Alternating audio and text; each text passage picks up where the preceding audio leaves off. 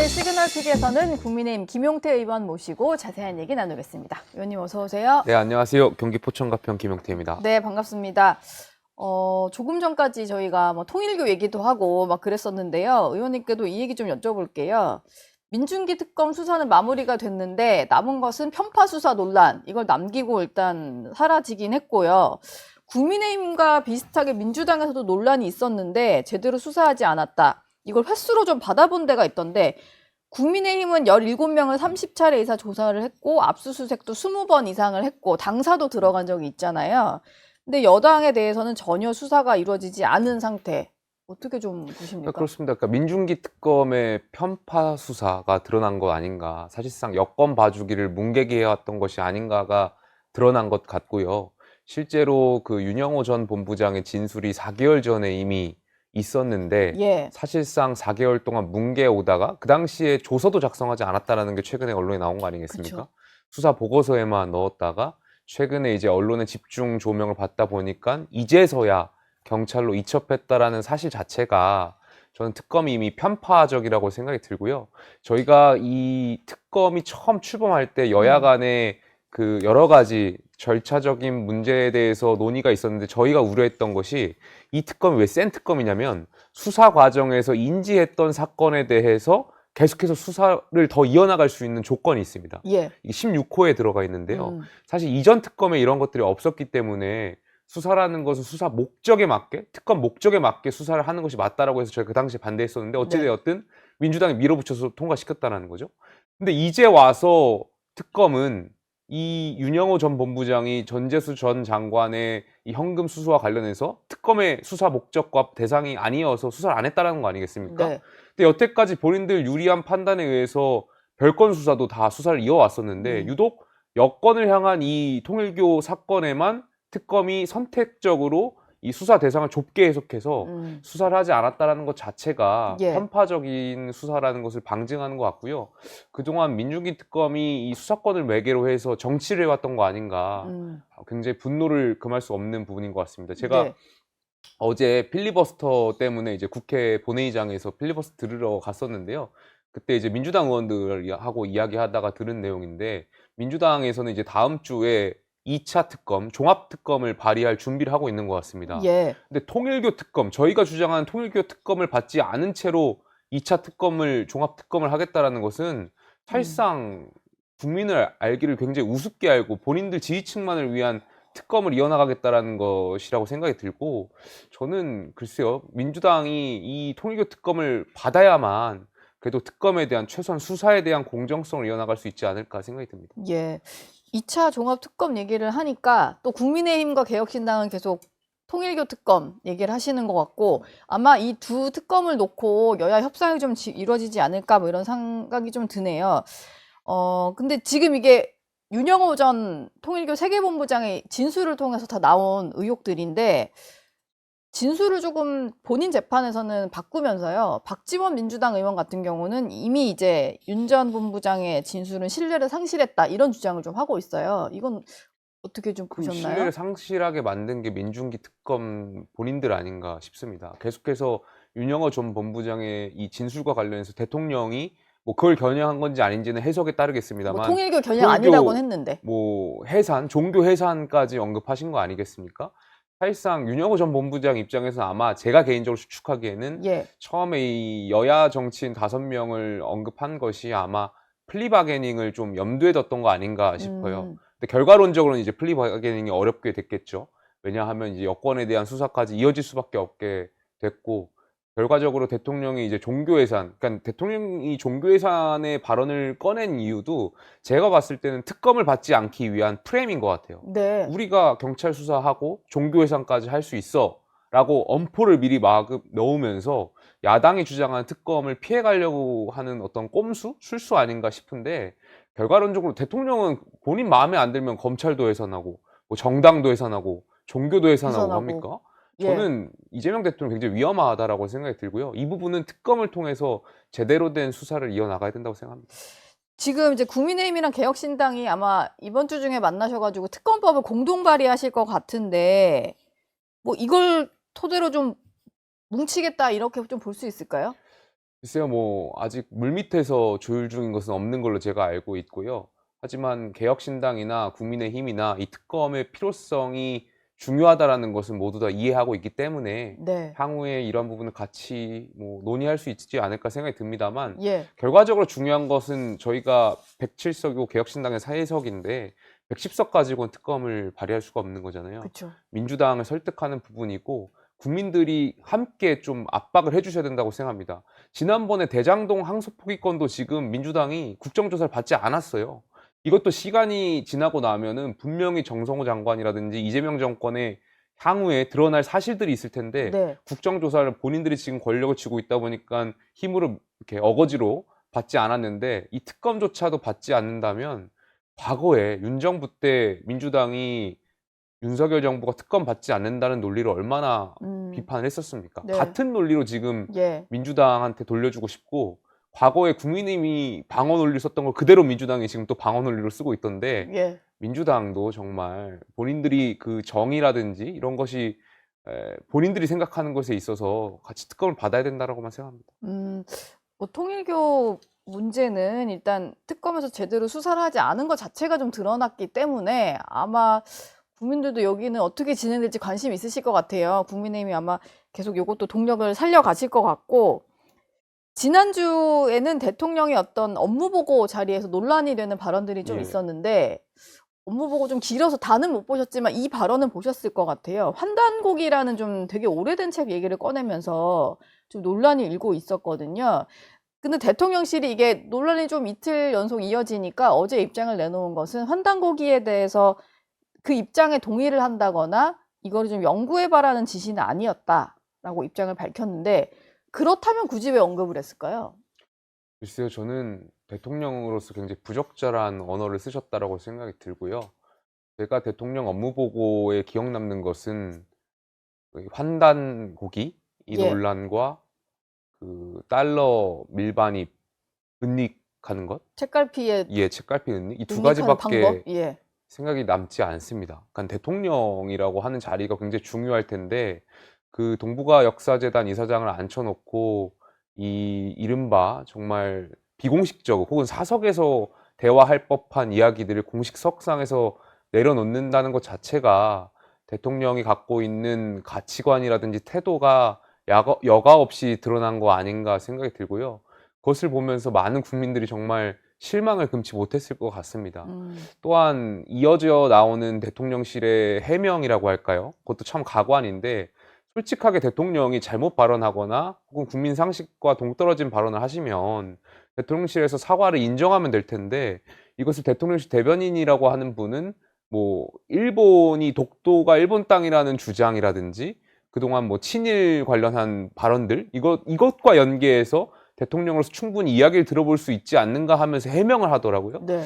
전 그 해명조차도 굉장히 어이가 없었고, 왜냐하면 그럼 대한민국 대통령이 뭐 독도는 일본 땅이라고 주장할 것도 아니지 않습니까? 예, 그런 걸 왜 그 자리에서 물어보시는지 전혀 납득이 가지 않고, 글쎄요, 저는 여러 차례 언론 인터뷰에서도 말씀드렸지만 이참에 그 국무회의, 그러니까 업무보고 말고 국무회의도 지금 이재명 정부는 생중계를 하고 있는 것 하고 있죠. 같은데요.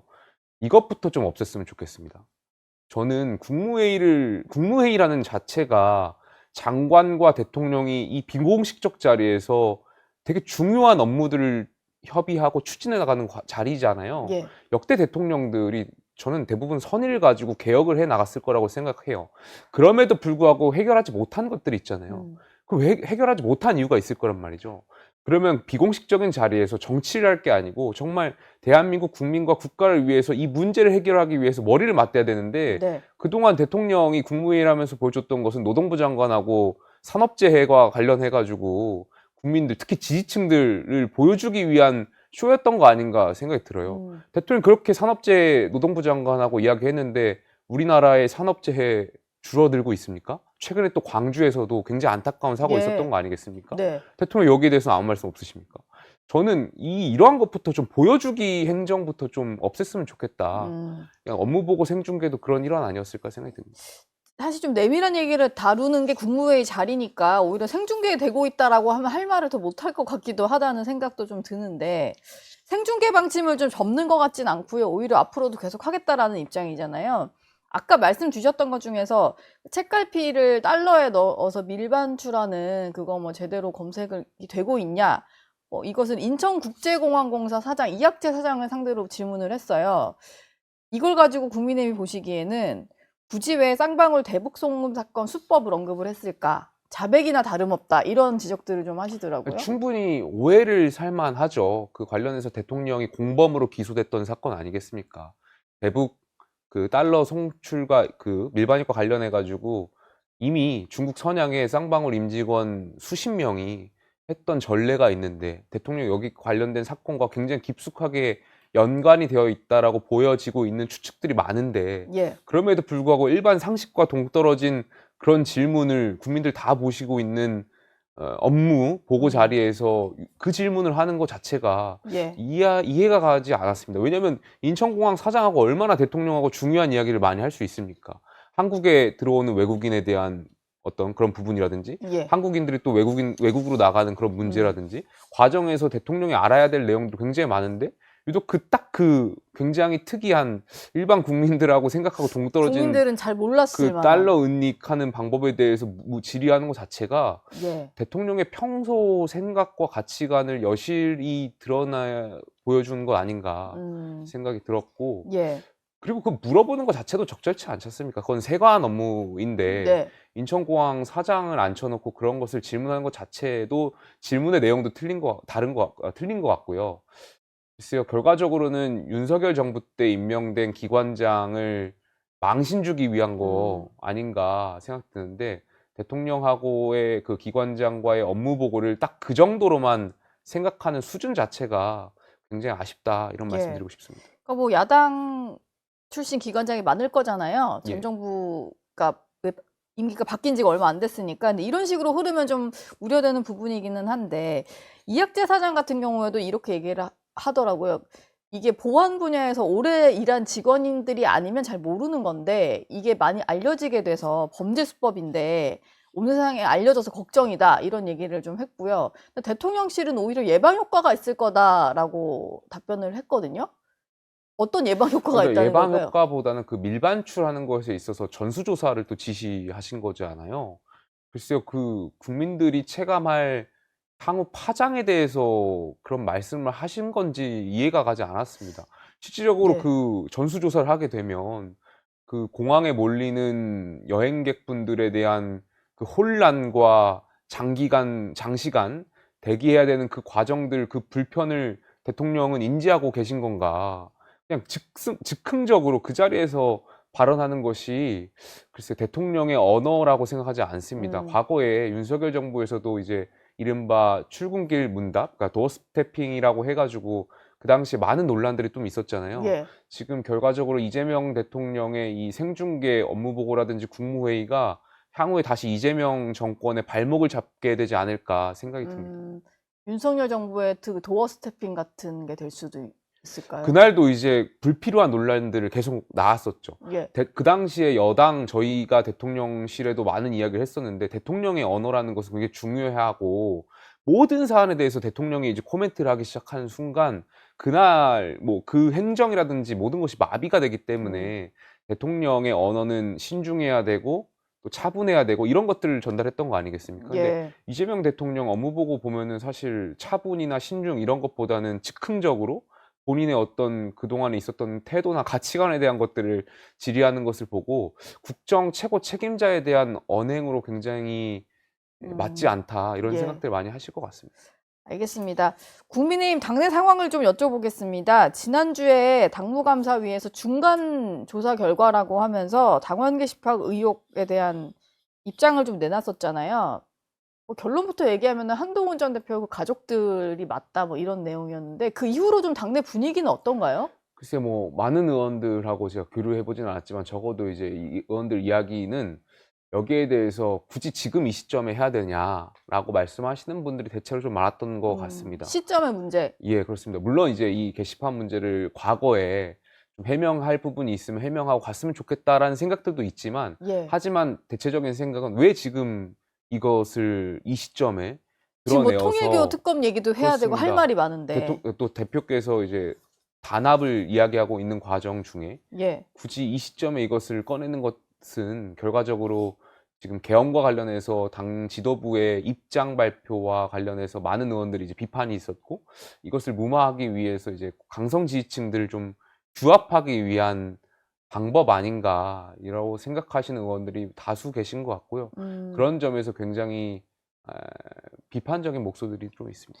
장동혁 대표는 얼마 전에 좀 보수 성향이 강한 유튜브 채널에 나가서 하는 얘기를 들어보니까 본인만의 타임 스케줄과 계획이 있는데 지금 거기에서 크게 벗어나지 않는 것 같다, 이런 얘기를 좀 했어요. 뭔가 본인만의 계획이라고 하면 그래도 이제 당내 의원들 사이에서 공유가 돼야지 이게 좀 리더십을 갖고 갈 수 있을 텐데, 뭐 들으신 게 있나요? 장동혁 대표의 글쎄요, 계획에 뭐 대해서? 대표의 계획이 있으실 수는 있겠지만 그 계획을 당내 의원들하고 공유한 적은, 제가 공유받은 예. 적은 없었고요. 아마 다수 의원들도 공유받은 적은 없을 것 같고, 실질적으로 그것이 있다고 하더라도 그것이 잘못된 방향이라는 것을 다수 의원들이 지금 지적하고 있는 거 아니겠습니까? 그러니까 12월 3일 날 이미 당 지도부가 입장을 냈었어야 하는데 시기를 실기했고요. 예. 또 앞으로 제가 염려되는 것은 그 MBS 여론조사를 보니까 국민의 65%가 12월 3일에 계엄을 내란으로 인식을 하고 있더라고요. 예. 근데 만약에 1월 달에 이제 윤석열 전 대통령에 대한 선고라든지 한덕수 전 총리에 대한 내란 혐의와 관련된 선고들이 있을 텐데 무죄가 나온다면 저희가 장동혁 지도부 말 그대로 내란이 아니다, 국민들께 말씀하실 수 있겠죠. 하지만 그때 그런 메시지를 낸다고 해서 많은 국민들이 국민의힘이 옳았다, 그래 국민의힘 잘했다, 이렇게 하겠습니까? 국민의힘 향해서 얼마나 답답하게 느끼시겠습니까? 예. 무죄인데도. 그러면 만약에 유죄면 어떻게 됩니까? 국민의힘이 중간 선택지가 없어지는 거 아니겠습니까? 네. 한덕수 전 총리 같은 경우 1월 21일 날 내란 방조 혐의에 대한 혐의 그 선고가 있는데 사실상 내란을 전제로 한 판단일 겁니다. 만약에 유죄가 나온다면 내란에 대한 그 당시에 국민의힘의 어떤 동조에 대한 그런 여부를 따져 물을 수밖에 없을 것이고, 네. 그때는 저희 국민의힘이 선택지가 없게 되는 거라고 말씀드리고 음. 싶습니다. 저희가 갖고 있는 시간이 정말 없기 때문에 지금이라도 지도부가 하루빨리 좀 입장을 내야 된다라고 생각합니다. 내일 그러다 보니까 초선 의원들이 모여서 현안 논의를 하시는 것 같던데, 좀 대표격이라고 할 수 있나요? 김대식 의원이 이제 초선 중에 연배가 제일 있으신 것 같아요. 김대식 의원 같은 경우는 장동혁 대표의 방향성에 대해서 문제 제기할 가능성이 있다.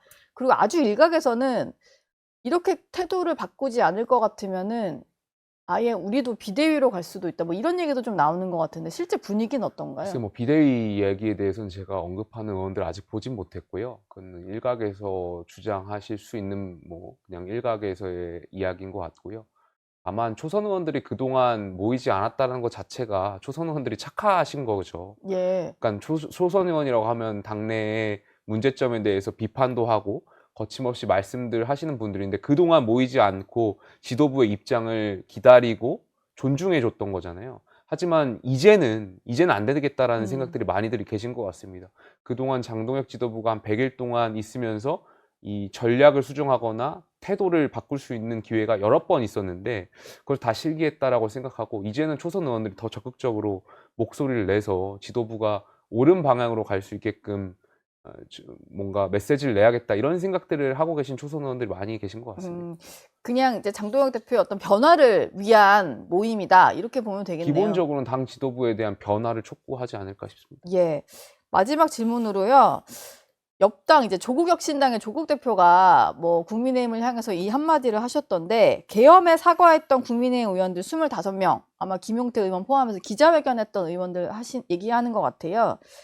탈당 후에 새로운 보수 정당을 창당하라, 이렇게 얘기를 했는데, 이런 말 하시는 조국 대표에게 좀 어떤 얘기를 해주고 싶으신가요? 답변할 일고의 가치도 못 느끼겠는데, 글쎄요, 저희는 적어도 국민 전체에 대한, 대한민국 집권과 해왔던 정당으로서 국민 전체에 대한 고민이 있는 정당이고, 그 특히 25분의 정치인은 그런 고민을 하시는 정치인이라고 생각합니다. 예, 어느 한쪽만 보는 게 그렇습니다. 예, 아니라. 조국 전 장관, 조국 대표 같은 경우에는 사실상 지지층만을 위한 정치를 해오신 분이잖아요.